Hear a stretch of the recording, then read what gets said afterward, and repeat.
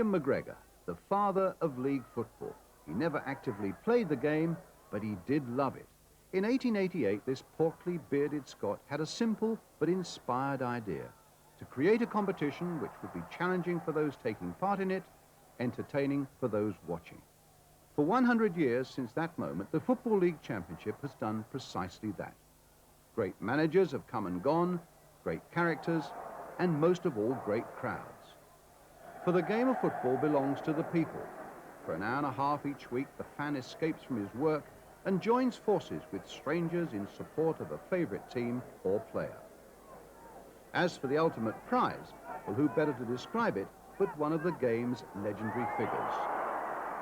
The main thing in our bread and butter is this. And that's what we want to win all the time. And this is the one that we want.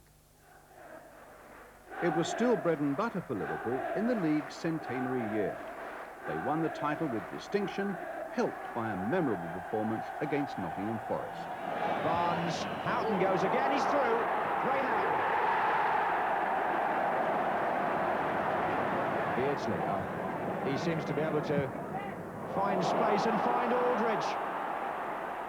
And that is another superb Liverpool goal. Barnes working it to Houghton, Aldridge, Gillespie! Decisive finish. And the move so fast from the corner that all Steve Sutton had done earlier was wiped out in another bewildering piece of Liverpool football. No wonder the goalkeeper shakes his head. Ray Houghton finding Nigel Chapman. Barnes against Chettle. Oh, look at Barnes here. They're waiting for the pullback. Beardsley! A glorious goal again for Liverpool, and the England forwards conspire to produce another marvellous moment. Chettle. Oh, well played, Chapman. And Beardsley. And Chapman. And Aldridge. It's 5. And Aldridge is counting up the goals against Forest.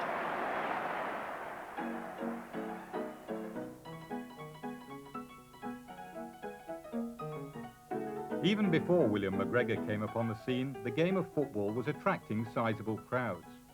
However, it needed this visionary Perthshire man to come up with a revolutionary plan to set football on the right road. In the spring of 1888, McGregor chaired 2 meetings, one in London, one in Manchester, which led to 12 existing clubs being formally invited to become members of the league. 6 of the clubs came from Lancashire, 6 more from the Midlands area. No southern club received an invitation simply because there was no professional football south of Birmingham. In the year that McGregor became the league's first president, Victoria was Queen of Great Britain, Florence Nightingale was still nursing, W.G. Grace was captain of England's cricketers, and John L. Sullivan was the last bare-knuckle heavyweight champion of the world. The early days of league football offer a sharp contrast to the game we know today. Look, for instance, at the long shorts and the heavy boots worn by the players of Tottenham and Chelsea.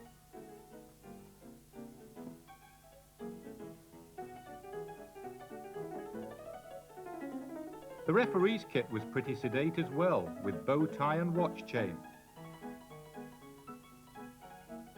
As for the action, well, it looked pretty crowded and stationary in comparison to the modern era.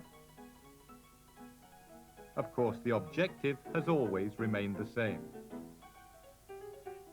Preston North End were the first champions and completed a League and FA Cup double without losing a match. Aston Villa emulated Preston's double feat in 1897. They went on to win the championship 5 times before the turn of the century.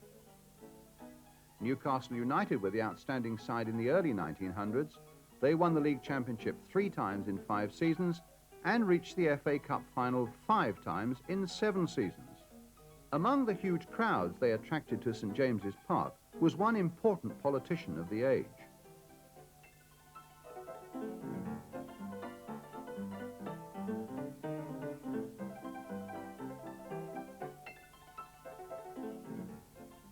Newcastle was also the venue for international matches, and in 1907, St James's Park staged the 23rd meeting of the old enemy. On this occasion, honours finished even, with a 1-1 draw, with Scotland, curiously, in hoop shirts that day.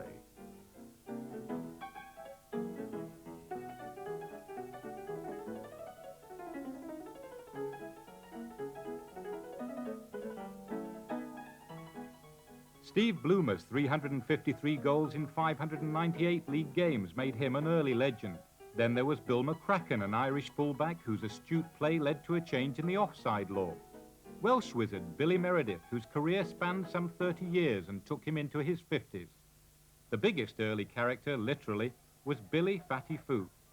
The Sheffield United, Chelsea and England keeper was 6'2" and weighed in at an agile 22 stone.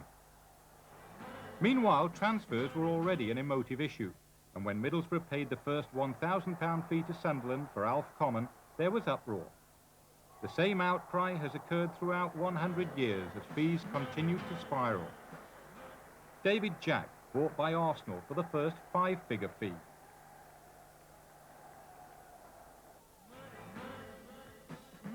Little Bryn Jones, another Arsenal signing, left Wolves for £14,000.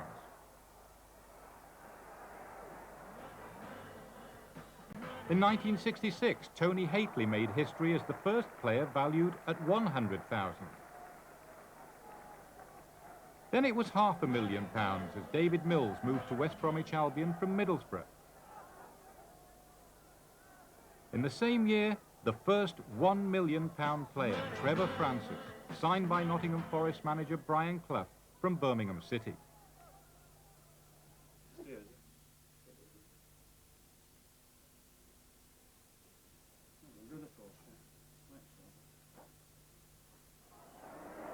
By now, good players were at a premium.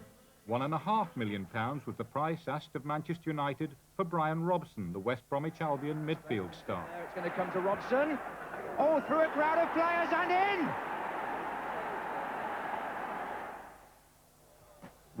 £1.9 million became the new British record fee as little Peter Beardsley joined Liverpool from Newcastle United.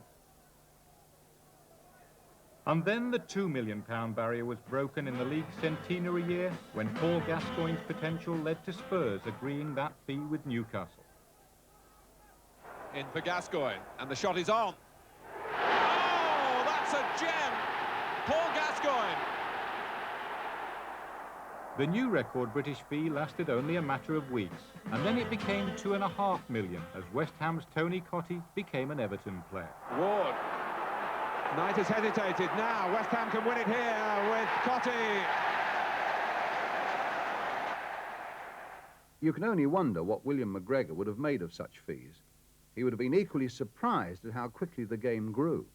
Early balance sheets showing just a few pounds spending quickly became museum pieces as the game expanded, caught on in the south, and suddenly became big business. On and off the field, there were examples of the game becoming more professional. Here, the West Bromwich Albion players on a training stroll. The importance of fitness was beginning to be recognised. And after a match, a brisk rub down and a massage for players became a must. Media coverage also became more extensive, and as it did, players, managers and teams became household names. There were those who refused to go along with professionalism, like Vivian Woodward, a great amateur centre-forward with Spurs and Chelsea, who refused to accept even his bus fare to matches. The game was fast becoming an industry. Footballs made by hand. Boots entering the technological age. Apart from league action, the FA Cup, which began in 1872, continued to flourish and attract an enormous following.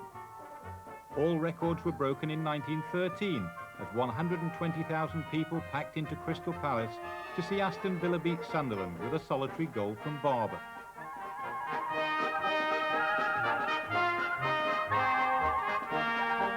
The game continued to flourish for 2 more years. Sadly, the Great War then brought the progress of the game to a halt, at least temporarily. The fact that half of the country's professional players joined the forces was reflected in the representative games played between 1915 and 1919. On the restart, there was more expansion and change. The first and second divisions of the league were increased to 22 clubs each, and within a couple of years, 2 third divisions were added, first south, then north. On the field of play, there were changes as well, with an alteration in the offside law in 1925.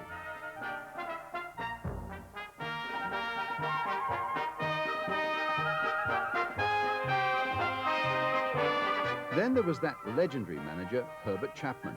He had a mighty influence on the game in the 20s and 30s. Tactically and commercially, he was ahead of his time. His Huddersfield Town team won the First Division in 1924 and 1925, and by the time they won it again in 1926, Chapman had moved on to Arsenal, where he created the most illustrious period in their history. Chapman stood astride the 20s and 30s, and so it was appropriate that his 2 teams met in the cup final of 1930. This Huddersfield side, unused and faintly embarrassed by the newsreel cameras, were truly the Liverpool of their day. Meanwhile, Arsenal, now under Chapman, won that 1930 final. He had so much talent to name. To appear at Wembley on April the 26th. Tom Parker, our captain. Joe Hume. Bill Seddon. David Halliday. Edris Hapgood. Charlie Jones. Alf Baker. Clifford Baston. Under Chapman, Arsenal won the First Joey Division Williams. title for 4 years out of 5, 1931, 33, 34 and 1935. And in the missing year, 1932, they were runners-up. Alec James.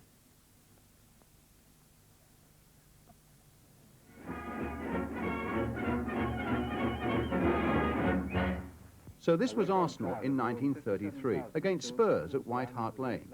The crowds were growing all the time. This is remarkably good quality film from more than half a century ago, even though the newsreel commentary of the day might have been considered just a little downbeat by today's standards.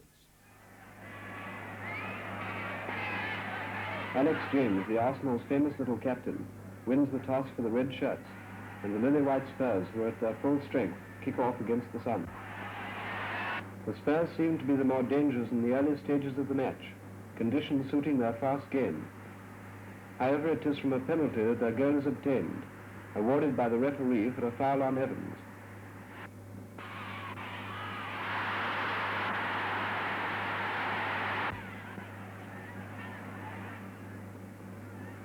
Chapman died in 1934, and he didn't live long enough to see Arsenal's 3rd successive championship win. In fact, they won it 5 times in the 1930s and the FA Cup twice, and still they called them Lucky Arsenal. The late Bernard Joy, a distinguished journalist, played for Arsenal under Chapman. He was, without any doubt, the greatest manager of all time, because he lifted league football to professional level. He made the game a great entertainment industry. He knew tactics backwards and forwards. He got a great air for publicity. And in addition, he managed to persuade the players to lift themselves on behalf of the club. 2 years earlier, David Jack had scored his 100th goal for Arsenal, a formidable record and one of Chapman's cornerstones. But on Merseyside, they believed everyone paled alongside the great Dixie Dean. Dixie scored 60 times in the 27-28 season, 40 with his head. A rare piece of archive film, slowed down, now shows that remarkable ability that old-timers still talk about.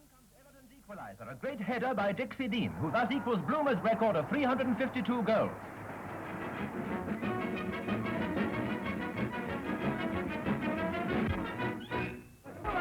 And here he is again in a match against Chelsea at Goodison Park. Here he was on the score sheet 5 times, even though the cameras captured only 3.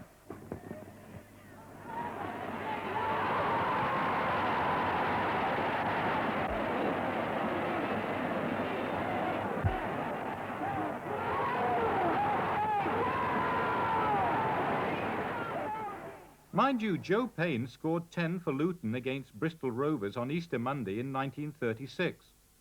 One Saturday in 1935, Ted Drake of Arsenal scored 7 First Division goals against Aston Villa. While amongst goalkeepers, Frank Swift, an amiable giant of a man with Manchester City, had few equals.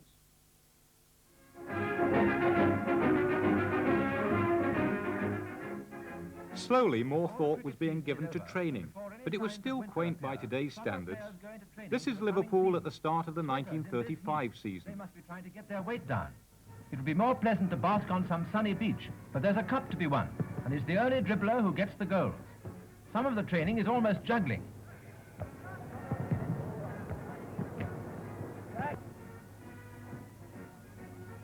Some of it is pretty strenuous, for the boys of the Liverpool club are out to win the Premier Trophy. Football shadows are cast across the cricket pitch, and scenes such as these at Wolverhampton are being enacted all over the country. The long-suffering footballer is training and perspiring in readiness to thrill the crowds in the coming season. The Wolves have a novelty. At Wolverhampton, they invented a kicking machine. To this day, it's hard to work out just what that was meant to do.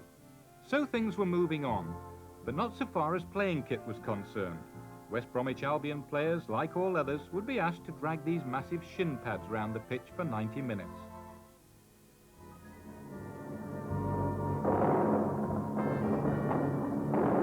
The Second World War brought a halt to the league programme after only 7 days of the 1939 season. Football was played regionally, and Wembley still hosted a few top games. A Wembley close-up.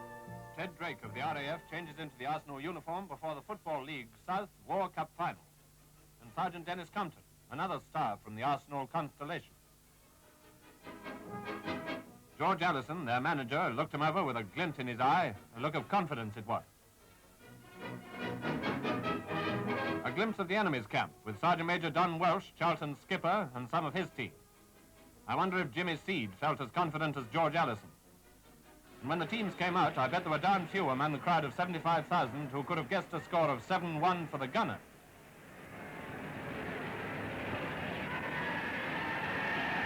After 4 minutes, a pass from Kirchen gave Lewis a chance to open the score, and he took it.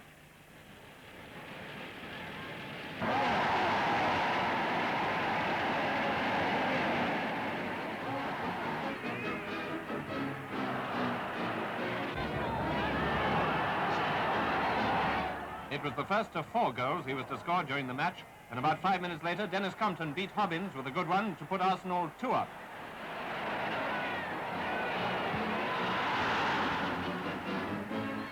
And so it went on at short intervals all through the game. There was only one exception when Scott handled during a Charlton raid and a penalty was awarded. You'll see Scott slip down in the goal mouth and touch the ball with his hand in a moment. There.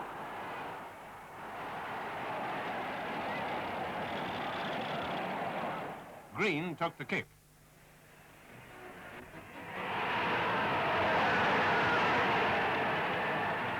But it didn't stay at 2-1 for long, the Gunners doubling their score before half-time. Drake got their 5th, and here's a goalkeeper's view of it.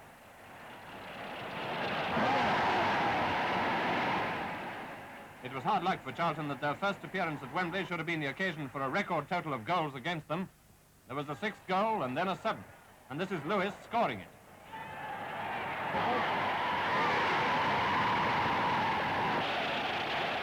The Duke and Duchess of Gloucester were present, and the Duchess presented the cup to George Mayle.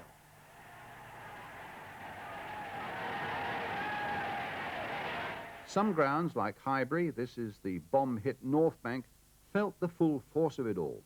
Many footballers, their careers short at the best of time, lost the best years of their sporting lives, and some lost everything. As the war came to an end, grounds were repaired. Football entered a boom period. In 1946-47, 25 million fans came back to football. The next season it was 40 million, and the season after that, 48-49, it was nearly 42 million. Liverpool were the first post-war champions.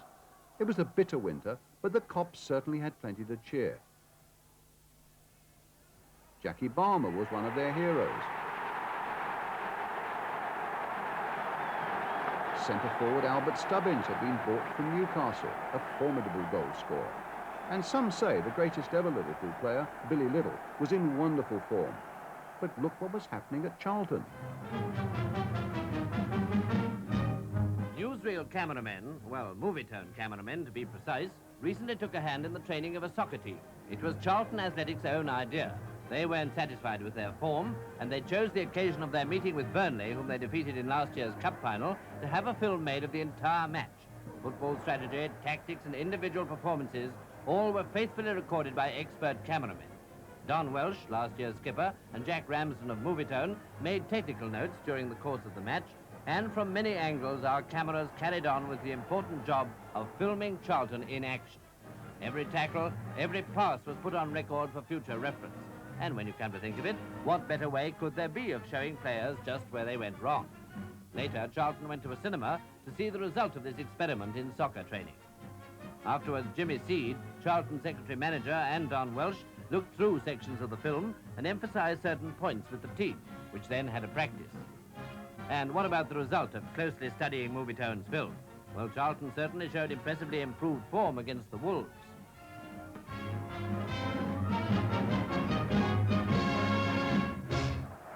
Portsmouth then became the team to beat. They were champions in 1949 and 1950. Near record Bratton Park crowd is silenced as a tough Sheffield defence and brilliant goalkeeping by Dave McIntosh bottle up Pompey's free scoring forward. But the Portsmouth attack is persistent. Here, Jack Froggatt sends Ike Clark, number 9, away, and only smart interception by the Sheffield defence holds off a dangerous move.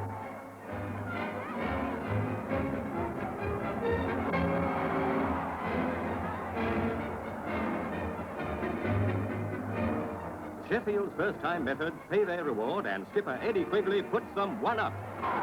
Ex-Marine Len Phillips, number 10, is the hero of the home team's attack. His clever move brings about a corner, and with the crowd ready to cheer, young Peter Harris heads in the equaliser.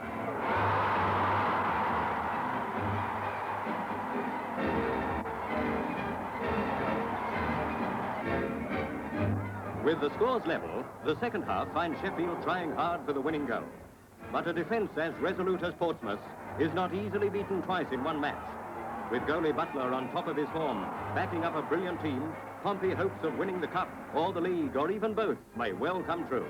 But even their most ardent fans will admit that a lot of luck helped Len Phillips slam in the winner and send Portsmouth into the next round. While Portsmouth were winning the title in 1950, Spurs were winning promotion to Division 1. And as the crowd swarmed to White Hart Lane, Spurs then set about going one better and winning the First Division title, which they did in 1951. But it was their method of play that made fans and opponents alike sit up and take notice. It was known as push and run, and it was the brainchild of manager Arthur Rowe. One of his talented squad was a wing-half called Bill Nicholson, who was to become one of the club's greatest servants. He served them for over 50 years. Push and run was perhaps another term for saying let the ball do the work. You know, whenever you made a pass, you ran. You ran to a new position. You may run forward, you may run side, you may run just supporting, but you move to a new position. Because the game is all about space, and it's all about movement. And so therefore, that fulfilled the primary sort of slogan that we had at this club in those days, which was, the man without the ball makes the flow. 10 years later, in 1961, Bill Nicholson was still in the picture, now in the front row as manager. He created the team that surpassed even the great push and run era. They became the first side this century to complete the League and Cup double. Well, the 60-61 team had more variety about their play, and they were a bit more fluid in what they were doing. More of the schools of the game were brought into play. And I'm not going to say that we'd be exactly the same today, because the game, as a game, is played a lot differently tactically now than what it was in our 60s. But what names there were: Mackay, White, Bobby Smith, and the man in the number 4 shirt, Danny Blanchflower. Just really piling it on now. Good Smith, he's got the chance. There was a common denominator about our game.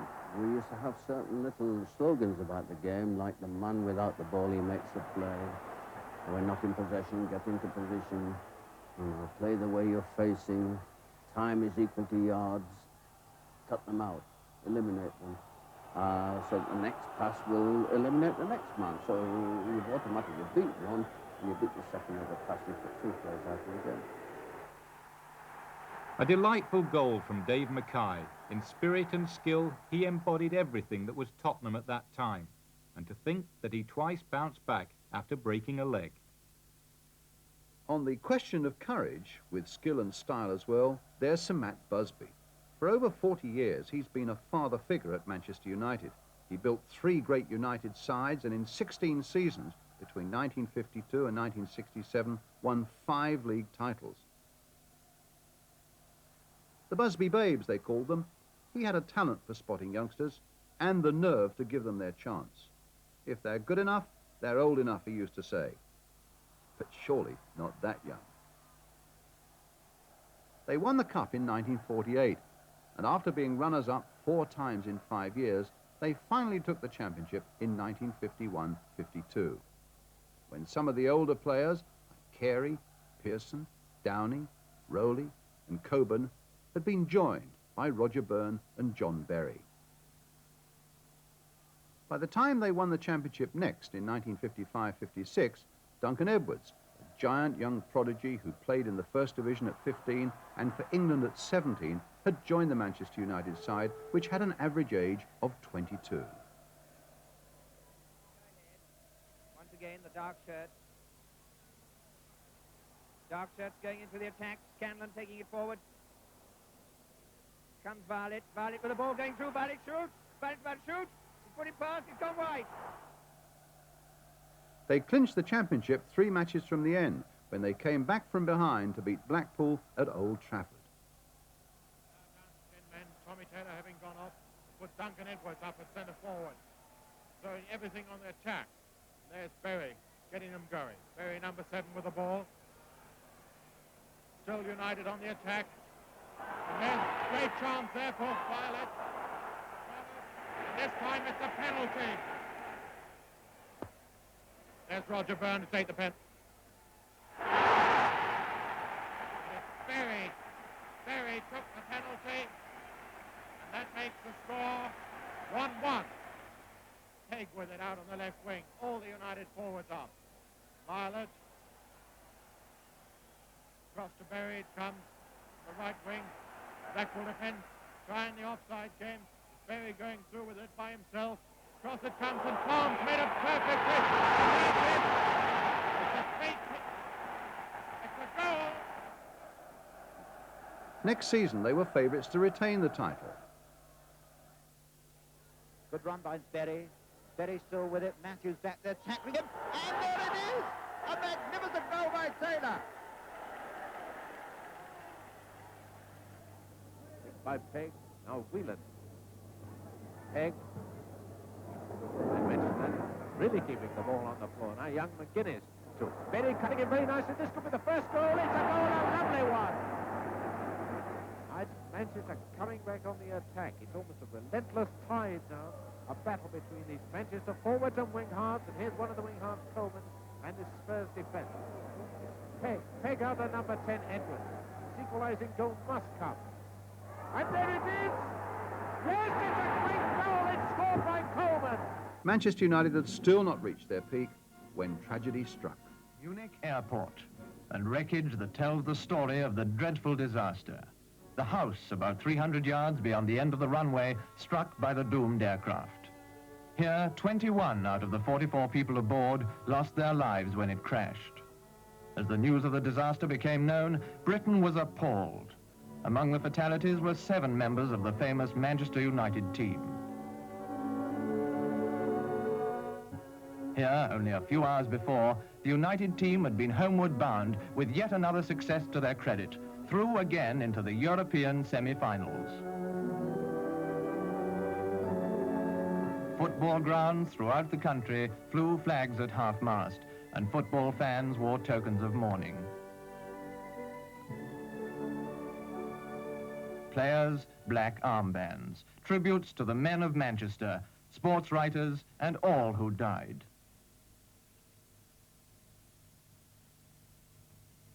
The Saturday matches were played, and that's how those who died would have wished. Mourning is nationwide, indeed worldwide, for men who once delighted the crowds. It took 7 years for a new breed of Busby babes to take the title again. There's Law, and it's 3-0. Beautiful goal by Law. And Manchester United just carving this Arsenal team apart. We were now beginning to look a good side from being a relegation team the season before. 64, I think we landed second, and we started to play some very nice football. And of course, we went into the 64-65 season very confident. Best by that time was an established player, scoring goals. David Herbert, who got, well, more or less 20 goals and 20-odd goals every season. Bobby Charlton would knock in his 20 or whatever. Pat Creighton with these beautiful long balls down, well, particularly say for me. George Best on there. Bill Fuchs, Nobby Stiles had come into the side. So we were a sort of mixture of everything. We had a mixture of guile, we had a mixture of class, goal scorers, and people who could... A little Nobby. Who was that? Occasionally, Nobby would, you know, follow this. If required. If required. So we had, to have a championship side, you really have got to have a mixture of all that, and we did have it. Nice with Connelly. Up goes Herbert. Jennings there again, Best. Now, can Creighton do it? A goal, a beautiful goal. Free kick then to Manchester United. Oh, and this may be the first one.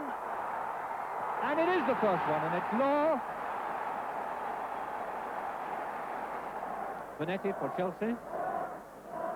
To McCready. Best. With McCready, and McCready's made a fight. And it's a magnificent goal. Best. What a magnificent goal. A truly brilliant. United won the championship in 1964-65 by 0.6 of a goal ahead of Leeds United, thanks to this 1-0 win at Elland Road. Check Charlton.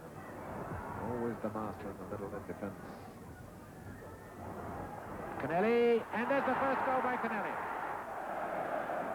It was the first full season when Busby had brought together that all-conquering trio, Law, Best, and Charlton. Charlton making it with supreme accuracy to Connelly. Which again, Law, that's it. They won the championship again in 1966-67, and by now, Best was at his most impudent. He scored goals,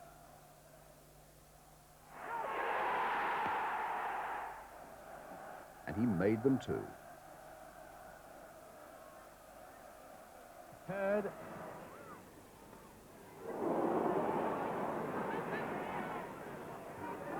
Yes, to watch for Law. It's a goal by Law.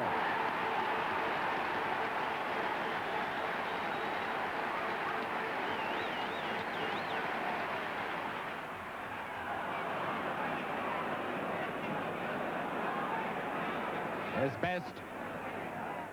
There's a goal. He's hit the post.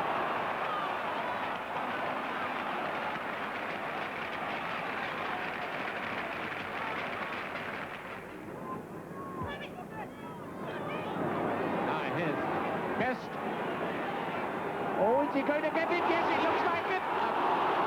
Great save by Jennings. The United side and the one before Munich had set such high standards, and it also marked the start of a long wait on the outside for their next championship triumph. These truly were times for United fans to savour. Awesome. Quick 1-2 wall passes. Creighton to Best. Oh, but that's Law.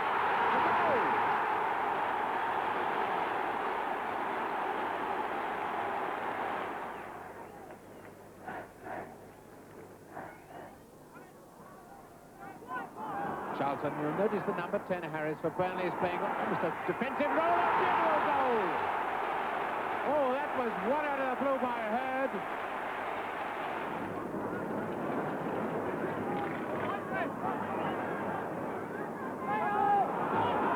was Charlton. Here comes David Hurd. And Creran, the lovely goal. Styles. Charlton.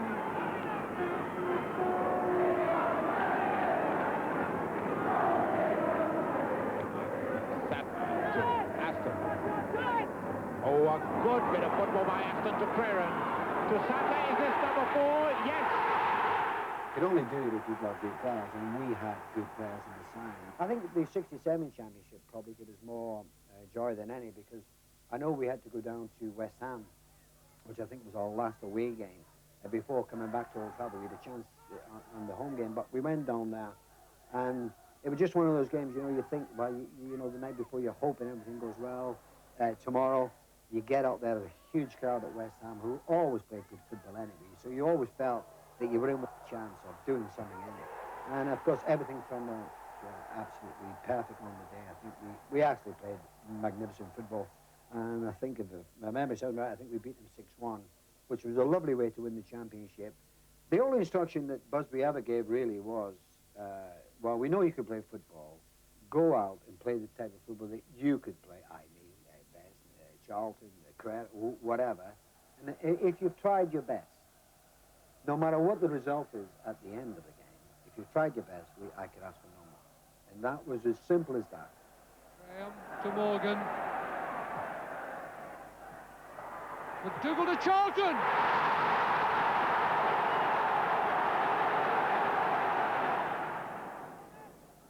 Best helping it on for Law. Law turning well. But O'Neill to George Best again. Getting past Robson. Still with Best. Letting one go, and a goal! George Best then. And on the far side, Creran. Look at that for a pass as well. What a superb pass by Charlton. Oh, not such a good one by Paddy Creran, but in fact, Bobby Charlton made something of it. Law lifting himself again. Gowling, Best, and there it is! George Best! Only one manager could match Busby's achievements in the 50s, and that was Stanley Cullis. He led Wolves to 3 league championships, 1954, 58 and 59. Like his predecessor, Major Buckley, Cullis put great store on discipline and fitness. His captain was Billy Wright. Major liked the players to be fit and standard. I mean, we trained very, very hard, running. We'd opened up in, say, Tuesday morning running about 3 miles. Then you go down to a mile, then 800, then 200, and then the sprints. When did you see the ball? About 5 minutes afterwards. That's all we got. But, you know, the number of times that we won our matches in the latter stages of the game, the last 10 or 15 minutes, pure and simply, we were the fitter side. Whitehall has got it there. Hooper, and it is! That's it! Well, what a game this is. There's the Wolves' 4th goal. They've come back from 3-0 down to 4-3. It's just about 2 minutes left for play, and the Wolves now leading 4-3. Glorious days for the Wolves. They continued as Cullis began to bring in new players. Bert Williams, their superb goalkeeper, had been replaced by Malcolm Finlayson. At right half, the uncompromising Eddie Clamp was still there. At left half now, Ron Flowers had begun to make a major contribution. Bill Slater was centre half. Johnny Hancock's, the newspapers always spoke of his size 5.5 boots, a splendid little winger with a great shot, had gone by 1958, and now the right flank was in the hands of Norman Dealey. He too had a stunning shot, now benefiting from the skillful passing of Peter Broadbent. Broadbent is brilliantly going past Jones, and it comes inside of Dealey, and the Wolves now streaking down towards the Everton goal. Dealey trying a shot, and a great goal by him. To add to it all, Jim Murray now emerged as one of the most consistent scorers in Wolves' history. On for Murray to go for. There's Murray, here's a goal, a beauty.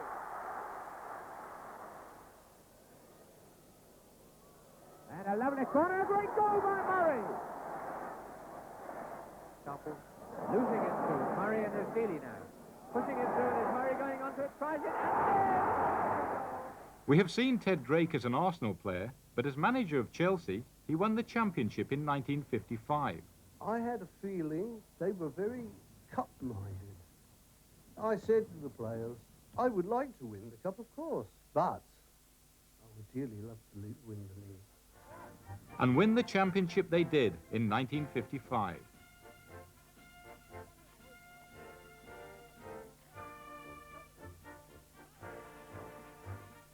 Sadly, there are few pictures of Chelsea's solitary championship triumph, but Ted Drake does tell how his chief scout unearthed a real footballing gem.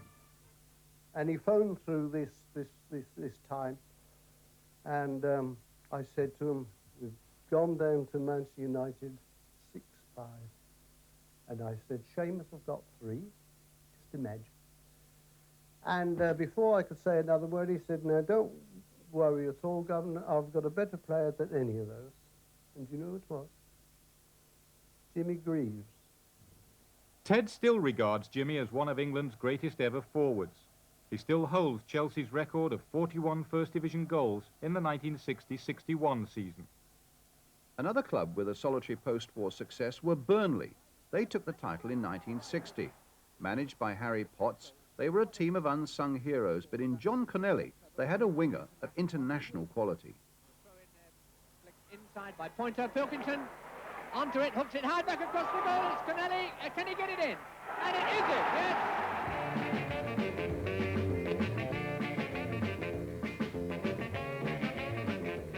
Perhaps the most improbable post-war champions were Ipswich. Rustic, underrated, but under Alf Ramsey, they outwitted them all.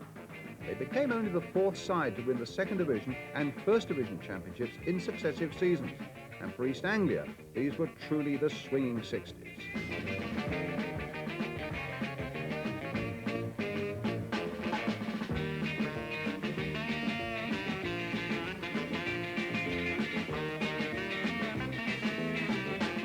Ray Crawford and Ted Phillips scored the goals. Jimmy Ledbetter made them all play.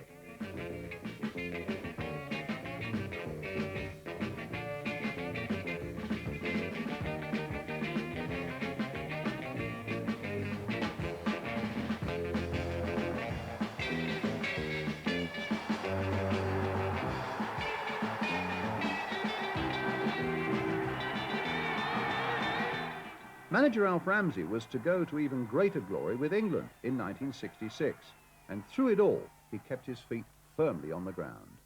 Mr. Ramsey, you've done it. We just heard that Burnley have drawn. You won the championship of the 1st Division in your first season, and I feel a great deal of this is due to you. How do you feel? I feel fine, and I'm delighted. I'm delighted for everyone. Like Ramsey, Joe Mercer was one of the few to win a championship medal as a player and as a manager. Joe's managerial success came in tandem with Malcolm Allison at Manchester City. Doyle's going up for it. And it's there by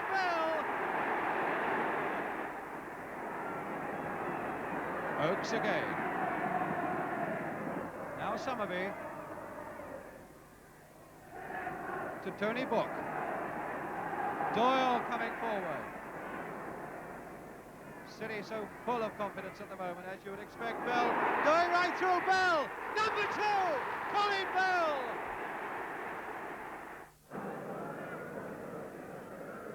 Looking for Davis. England there. Kinnear. Doyle can try again. Bell.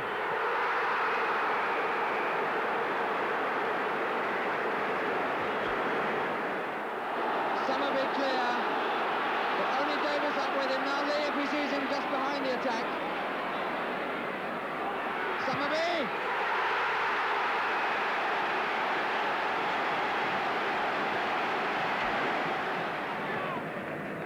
Bell having to pull players back before making the pass.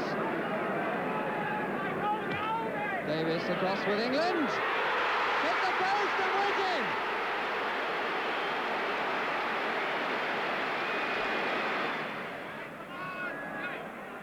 Jeffries, Lee.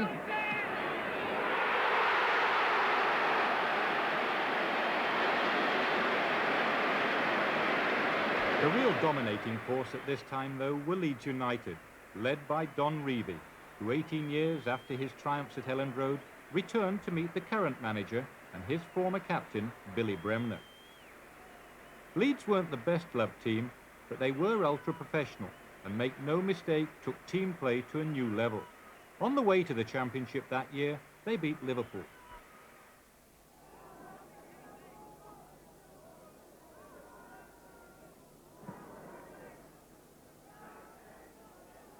Hateley winning that. Hunt with a chance.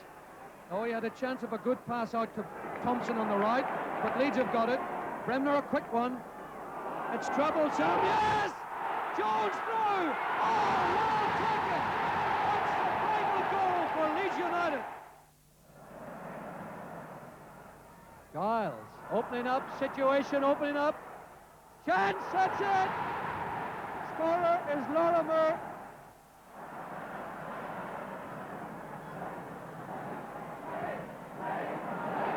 That's it! Nick Jones. Well, Alex Stepney, the Manchester United goalkeeper, made that easier for him. But Nick Jones made no mistake with his effort. Lorimer. Nice play. Oh, great goal! What a great goal! 5 years later, Leeds won it again. Beatty. Mills. Craig. Get there first. Mills decided not to use his goalkeeper, running it across the Burley. Gray. Clark. Bailey. That was meant for Bremner. McQueen. Finding Lorimer. Shot by Lorimer. That ball really bent.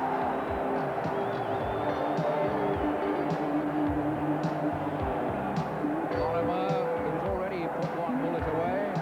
1, 2, 3, 4, 5, 6-man Wall and Clark.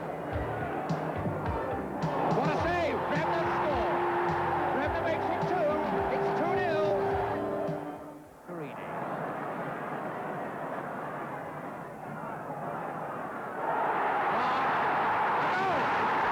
So far as the Championship was concerned, that was the end of the Reeve era.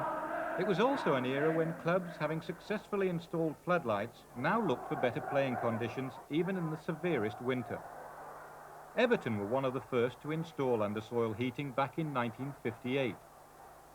5 years later, with Harry Catterick at the helm, they won the Championship for the first time since the days of Dixie Dean back in 1939. Now the idol of Goodison was Alex Young. They called him the Golden Vision. He epitomised the Everton side of that time, skillful, creative and exciting. But it was the touch of Young himself which the Everton fans will always relate to that Championship-winning team. 7 years later, Harry Catterick built an equally attractive team based around the brilliant midfield trio of Alan Ball, Colin Harvey and Howard Kendall. They won the Championship by 7 points, but surprisingly, they then had to wait another 15 years for their next title, and we shall be coming to that later. We have to go back to 1948 and those boom years to trace Arsenal's post-war success in the Football League Championship. Manager Tom Whittaker, like Herbert Chapman before him, produced a winning side. The title was won twice, in 1948 and 53, and now they were preparing to win the FA Cup in 1950. Their skipper was Joe Mercer, who trained alone where he lived on Merseyside. He too has been keeping in first-class trim, of course. The others are at Brighton. Golf, I need hardly mention, is only a sideline. They certainly mean to run as far and as fast as Liverpool at Wembley. The Gunners, indeed, are just as determined to win the Cup as their rivals in the north. Obviously, fitness and strong nerves, in addition to class football and real teamwork, will play a big part in victory for either side. Their manager, Mr. Whittaker, does the honours. I'd like to introduce the team to you now. Wally Barnes, Ian McPherson, George Swindon, Laurie Scott, Jimmy Logie, Archie McCauley, Raymond Daniels, Lionel Smith, Leslie Compton, Dennis Compton, Ted Platt, Freddie Cox, Reg Lewis, Don Roper, Dougie Lishman, Peter Goring, and our trainer, Billy Milne. But perhaps Arsenal's greatest days since the time of Herbert Chapman and the 1930s came in 1971, when a team without stars was welded together by their former physiotherapist, now manager, Bertie Mee, and his coach, Don Howe.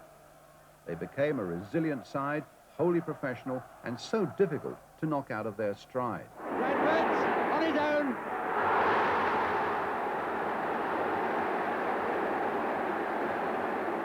Rice. Kelly. Oh, he sent a letter.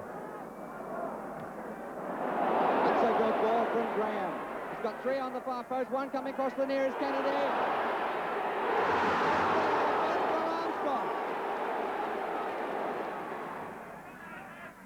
And he can throw a long one too. Kelly.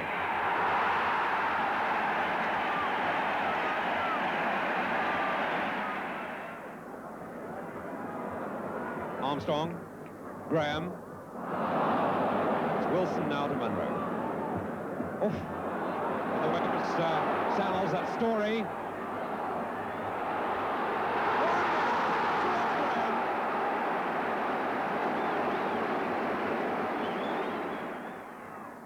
Sam, Radford, Graham, and a goal scored by McClintock.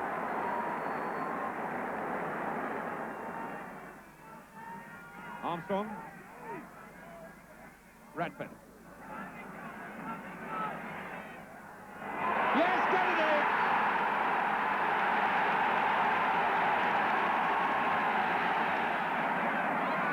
George, he's done it! But what a championship finish. 5 days before the cup final, they went to their oldest rival Spurs, knowing that they had to win or draw 0-0 to pip Leeds for the title. Ray Kennedy here saw that they won it with 8 minutes to go. And within a week, skipper Frank McClintock had also picked up the FA Cup at Wembley, the 4th double in the game's history. Enter Derby County and Brian Clough. You are a bloody disgrace! Hey, Buzz! For missing the target from there, you want bloody shooting! Oh, it's crap. Oh, it's bloody rubbish! Rubbish! But how do you react, though, when someone, you know, from your playing staff comes and says, boss, I think you're doing this wrongly? Good. Well, I ask him which way he thinks it should be done. We get down to it, and then we talk about it for 20 minutes, and then we decide I was right. First of all, I think we've got more skillful players than you to take corners, and secondly, you're one of the best in the club. Get in there. That's what I pay you for. One shot there is Robson. Steaming away all on his own. Could try one here, certainly. And he scores! What a goal! John O'Hare, inside McGovern, a good ball. Good tidying up then by Flynn. Hennessy. A little touch off, Hector in! And he scores! Kevin Hector! 1-0 to Derby. Gemmell's infield. Being chased by Osgood. Gemmell kept his feet. And a good shot, it's a deflection, it's a goal! Archie Gemmell. Moore. Oh, in fact, he's lost out to Alan Hinton. Across there towards Hector, and a goal! A good goal there for Derby County by Kevin Hector. Arrogant, perhaps, is a fair word, and conceited, certainly. I'm conceited in respect of having got a side like Derby from where we were, certainly, and worked bloody hard for 4 years, and got them to where we are now. Hinton now looking for men to pass to. There's O'Hare. Hinton going well for the return ball. And a good save by Lawrence. He's out. It's O'Hare. Now a chance for Carlin.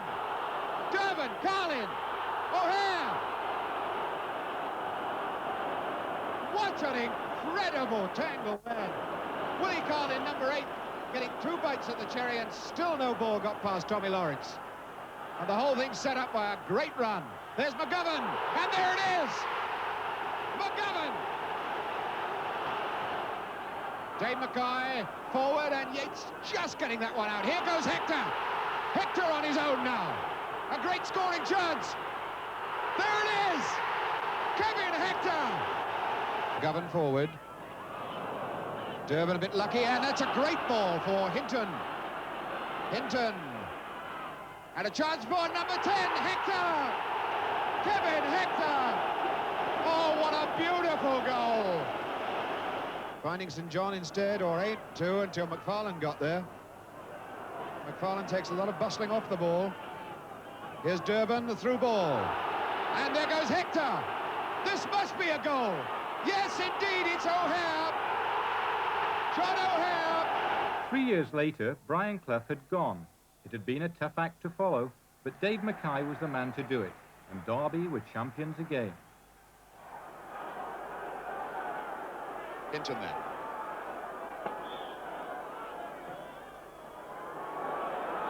McFarlane trying to get there, and Rioch blasts it, and Rioch scores it!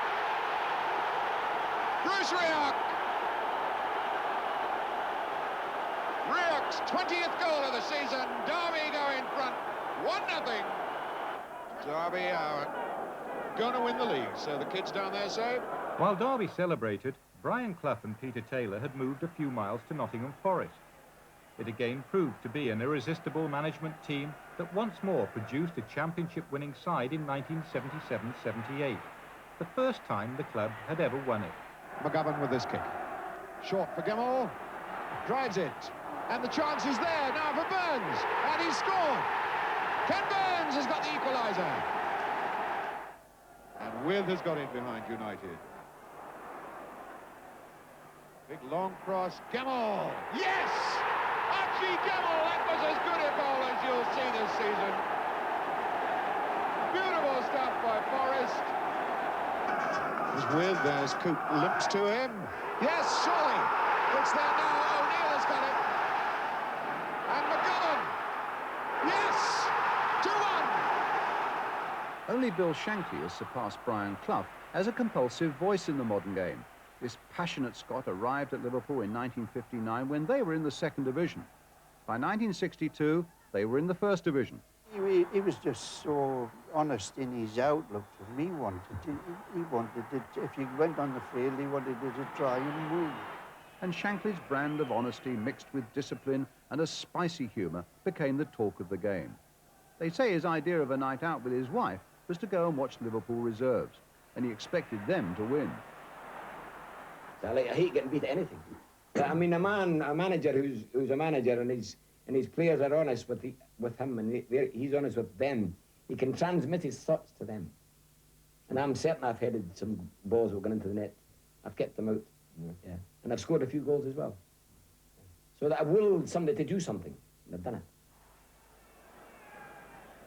By 1964, Liverpool were on the verge of the championship when they were at home to Arsenal. And by this time, the Liverpool supporters, and especially the Kop, were an inspiration to their team. And somehow they reflected the Beatlemania mood of the time.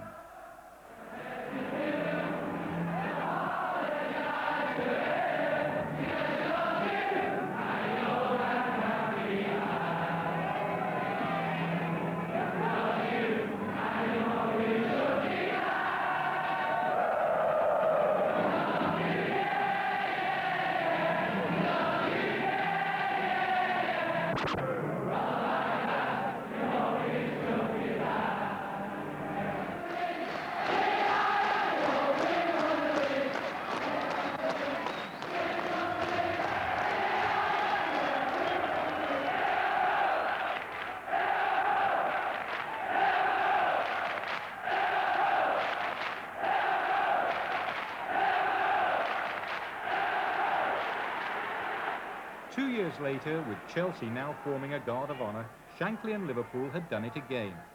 It was World Cup year for England, and one of their heroes, Roger Hunt, became the record goal scorer for Liverpool, alongside Ian St John.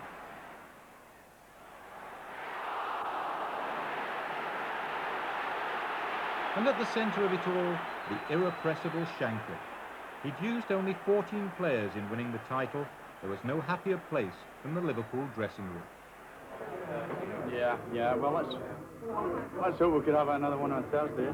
It's a big thing to win the first championship. Wow, yeah. Gee, but I think the fact that you beat us here in the Cup was responsible for us winning the league. Yes, it's true, but still, you did well. You're a great side, though. You deserve it, mate. I couldn't go a better block. Well, we're happy you about it, Tommy. It's amazing, even that game today. I mean, we could have lost the game and won the championship. That's true, yeah. But that's not the point. Shankly was forever looking forward. He now built another great side with the linchpin Emlyn Hughes. Emlyn Hughes is debatable if he's a better player in the game. Oh, he's got everything. Ability, guts, he's quick, good in the air. You name it, he has it. It's there! John Hughes. That's another one. The partnership of John Toshak and Kevin Keegan was to prove a match-winning strike force in the early 1970s.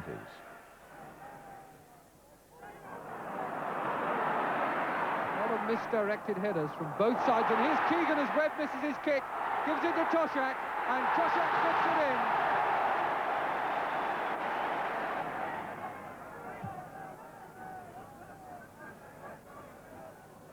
Keegan lucky to get that rebound off Webb. Toshak. Keegan! Well, that pays the compliment. My idea was that to build Liverpool into a bastion of invincibility, you know, like possibly Napoleon had that idea. He would conquer the bloody world, you know. And that's what I wanted, that Liverpool would be untouchable. So Liverpool won the title in 1973. And that was the last championship under the father of Liverpool football, Bill Shankly. A year later, he retired to be replaced by his right-hand man, Bob Paisley. It was always in the back of your mind. You were trying to follow a legend. Now, if some thought Liverpool's golden days were over, Paisley was to prove them wrong. In 9 years, he became, in terms of trophies, the most successful manager in the history of English football. 6 championships, 3 League Cups, 3 European Cups, and 5 Charity Shields. One of those successes was the league in 1976.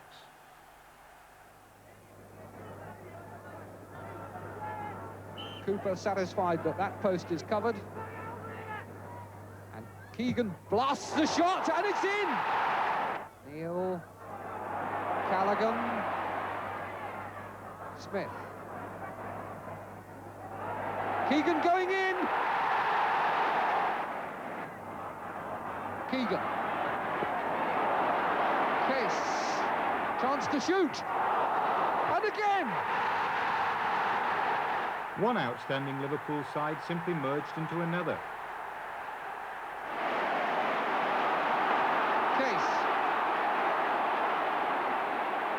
Case wondered about a shot, the ball bobbled, he may still get a chance. Plays it across, Kennedy with a chance to shoot and score! Kennedy. Johnson again, with room now for a cross. Towards Keegan's head and meeting it. What a lovely goal! When Kevin Keegan left for Germany and more glory in 1977, twice becoming European Footballer of the Year, he seemed irreplaceable. But by the start of the next season, Liverpool had acquired a Scot called Kenny Dalglish.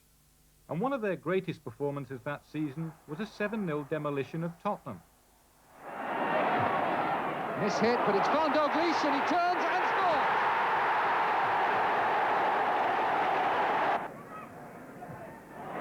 Dermot put in by Highway. And the chest down by Perriman dropped nicely for Dalglish, and now Kennedy. And Souness, can he turn on it? Pulled it back for Case. Dalglish!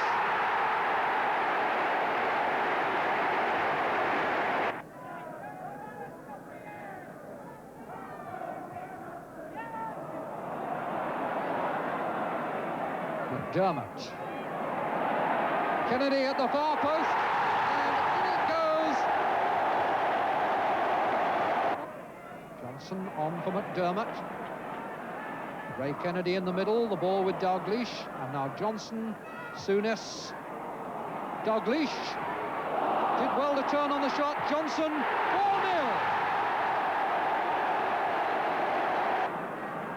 Peter Taylor with just Villa to support him at the moment, and Case robbed him as clean as a whistle. And now here's Dalglish put away by Ray Kennedy. Dalglish for Johnson, number 5.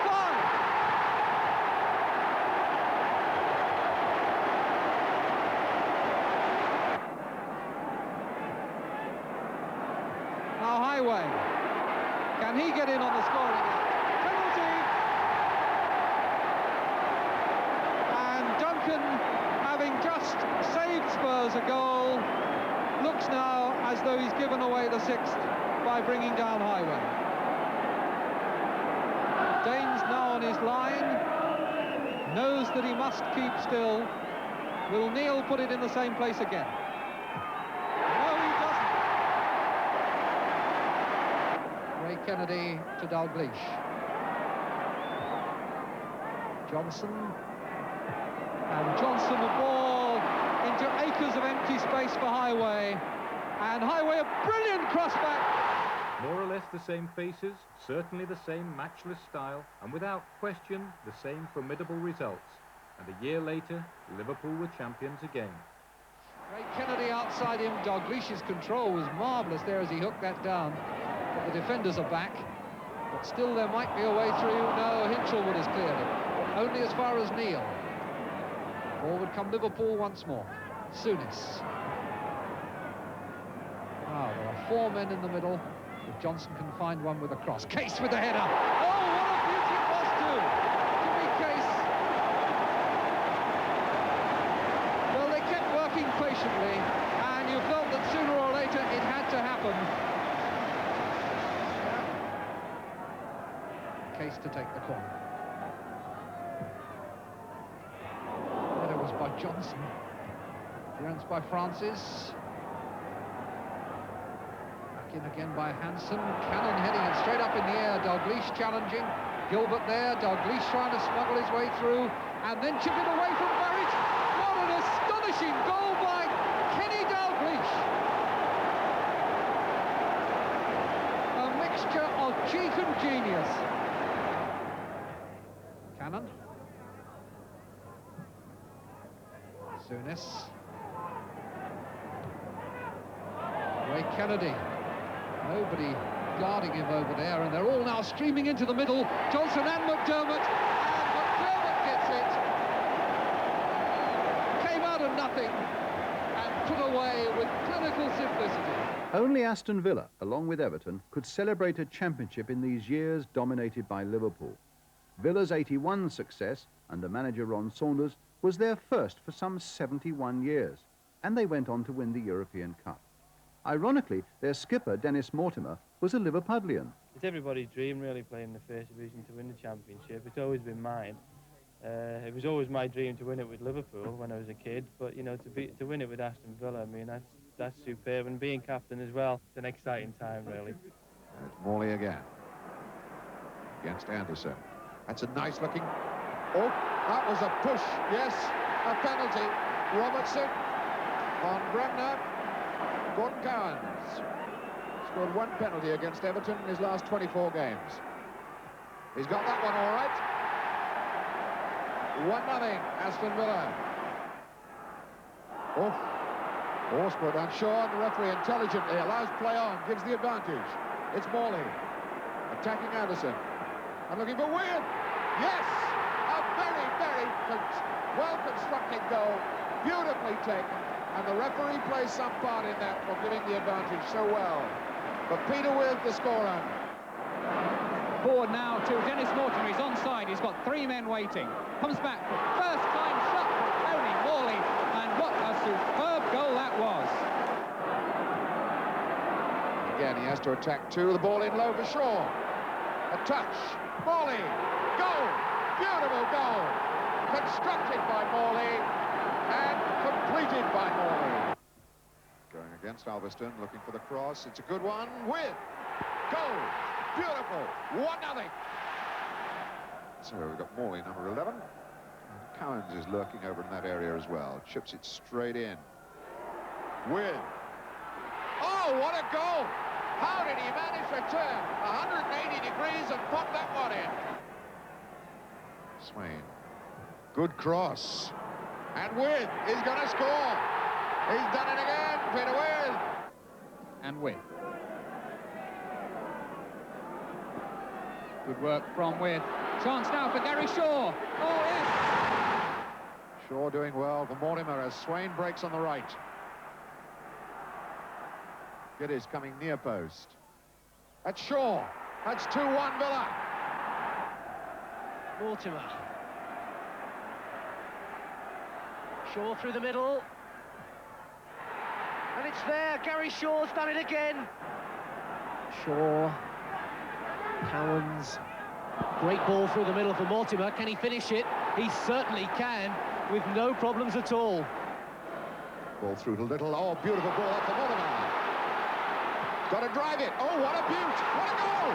Oh, that will do. All this simply served to motivate Liverpool to even greater heights, and they now embarked on a hat-trick of championship successes previously only achieved by Huddersfield in the 20s and Arsenal in the 30s. One victory they savoured more than most was this one against Everton. And Johnston against the bar, and Rush was perhaps confused by Johnston. It's Whelan who shoots, and it's in from Whelan.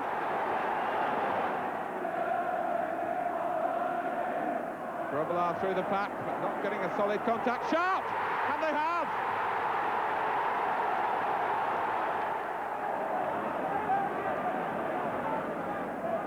Johnston.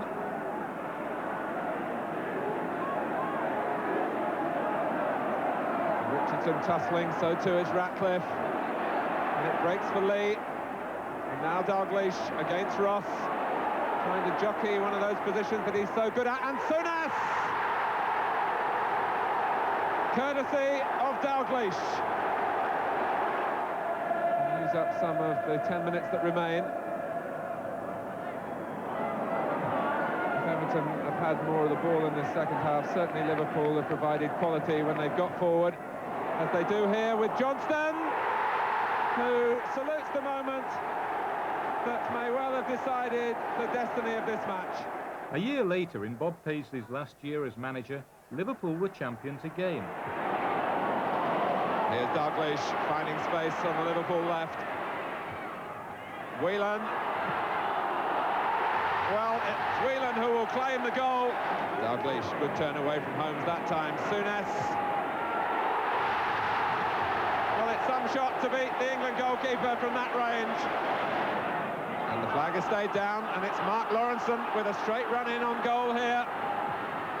It's 3-0. Johnston with a dummy from Dalglish for Lawrenson. Superb! Souness, and this time it's Johnston against Shilton, who tries to go round him. Still Johnston.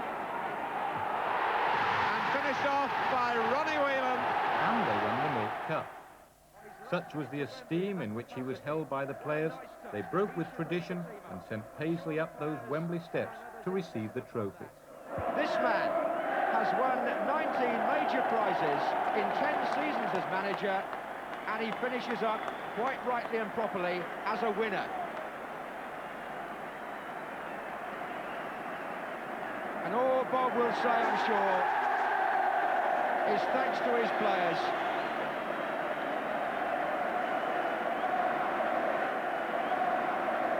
Paisley's successor was the genial Joe Fagan, and he immediately achieved something his masterful predecessor and best friend had not. That was to win 3 major trophies in one season: the European Cup, the Milk Cup, and once again the League Championship to complete the hat-trick, where the goals of Ian Rush were a vital ingredient, as they were throughout this period. Rush sprung the trap, gets round Stevens and puts Liverpool in front. Dalglish and Rush.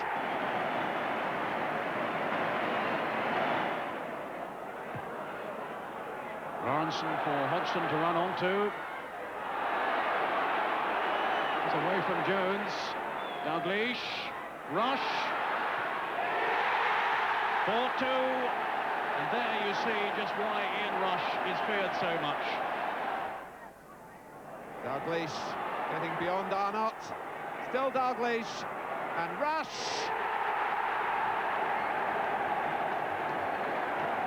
Liverpool's hat-trick of championships came to an end in the 84-85 season, but the old trophy didn't travel very far. About 1 mile, to be precise, across Stanley Park, where an old Everton hero, Howard Kendall, had survived calls for his head and with Colin Harvey as his assistant, built a team in the best traditions of Goodison. Barry Venison back to Bennett. Sunderland playing with Walker and Wallace pushed forward, and the others, I would think, coming from midfield. Walker with the throw to Berry. Back to Walker. Curled in. Wallace was there! Oh, what a start! Bracewell. On again for Reid. Well played. Reid's cross. Gray! What a fantastic goal! Sharp is up with Chisholm. Here's Bracewell. Goes back again to Stephen. Gray's there again! Oh, I say! Another great header.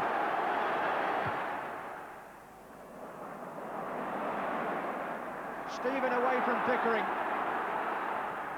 Yes! Another superb goal. Bracewell, and they're in trouble, Sunderland. Gray to Sheedy. Off the defender, and in. The Merseyside monopoly continued. Even though Joe Fagan had now left Anfield, he stayed only 2 years as Liverpool's manager, and his surprise replacement was Kenny Dalglish. His response to the doubters? He won the double in his first season. Whelan. And Dalglish is in here. Yes! The player-manager scores the goal that may edge Liverpool nearer to their 16th championship.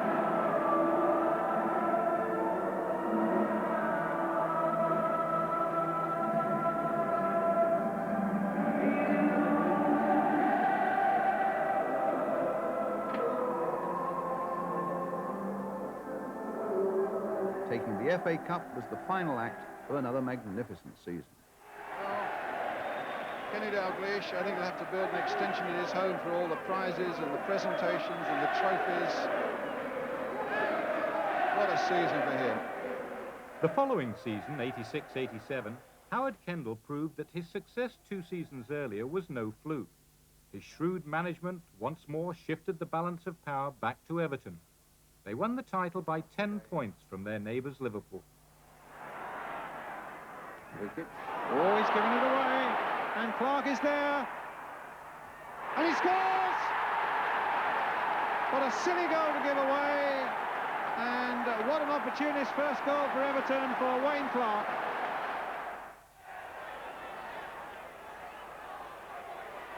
Would you like to see when they're in full flow? Stevens. And it's there. And it's Watson.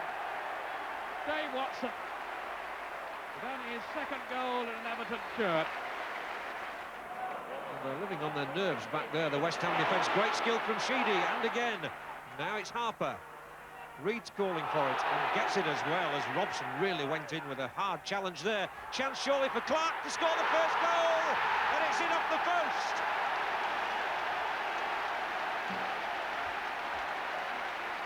Well, they're ecstatic, and Everton have deserved it. They've really carried the game to West Ham.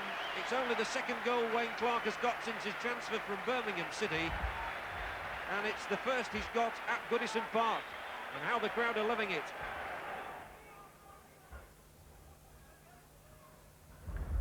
What we don't know, of course, is just how big a part the wind is playing in penning West Ham back. And here's Peter Reid, who's trying to push them back further. And Peter Reid scores an exquisite goal.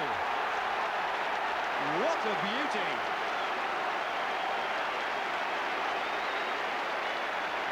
"24 minutes gone, it's Everton 2, West Ham 0, and Peter Reid's first goal of the season. It's 14 months since he got one against Tottenham Hotspur, and I bet he's not scored many better ones than that. Yeah, you can afford to grin.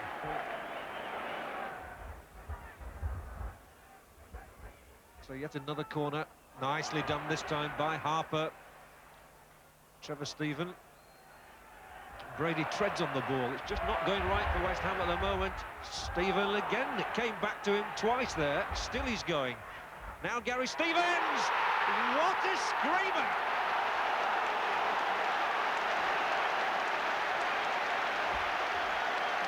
ecstasy. And so is he. Gary Stevens got the winner against Charlton in the last home game, but surely he's never struck a better one than this. Fights all right again, and the header across goal, and it's 4-0. Dave Watson.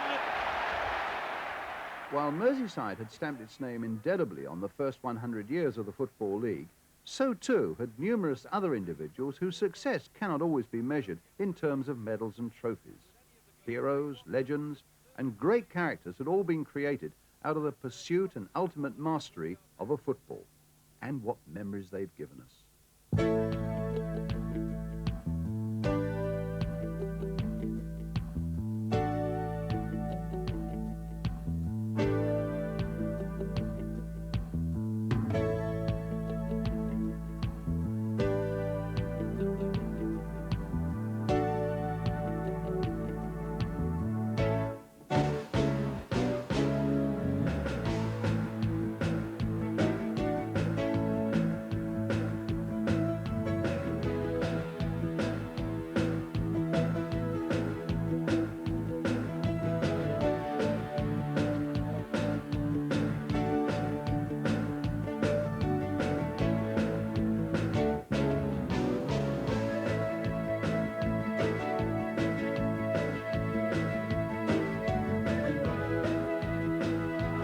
Still up there.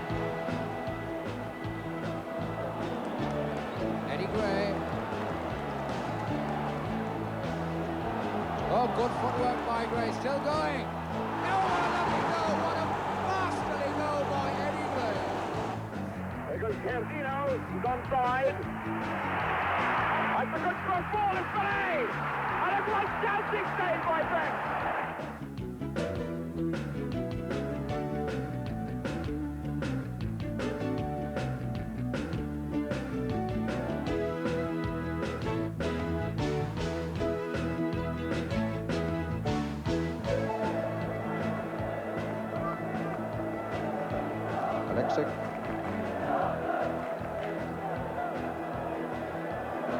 Mary Lloyd underneath this one, but beaten in the air by Jones. Armstrong's coming in there.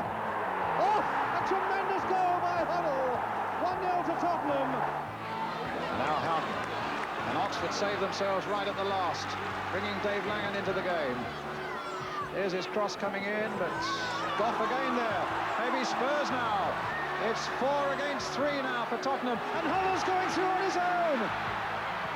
Oh, it's in, a superb goal by Huddle. So we come to the Football League centenary season, and it was as though the script had been written in advance.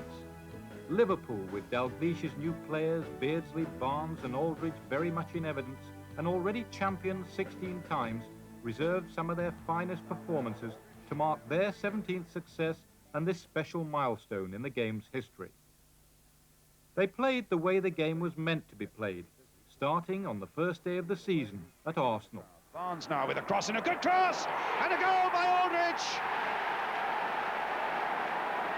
Well, the new strike force, although Aldridge was there for a part of last season, has struck for Liverpool with 9 minutes gone. O'Leary quickly in, the flag was up on the far side, but the referee acknowledged it. And allowed the game to continue. It's Charlie Nicholas for Arsenal. And a nice little chip in there towards Alan Smith. And Arsenal get the equaliser with Paul Davis.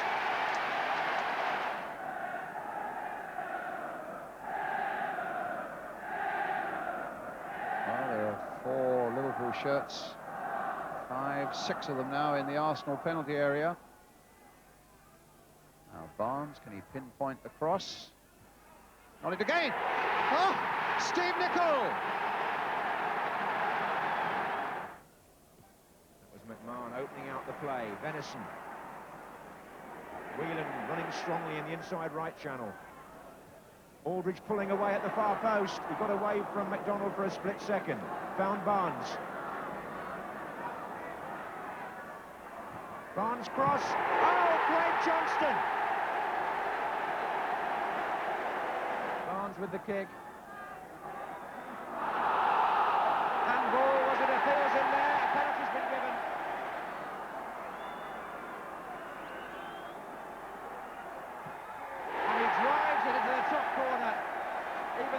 and went the right way. Oh, Byrne wanting a long time to clear that. He dwelt on it too long. Barnes. And Barnes again. 3.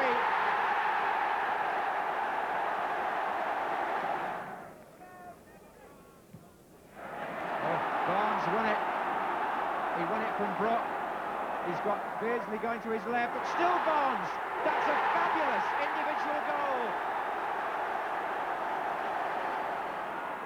Houghton, space for Paisley.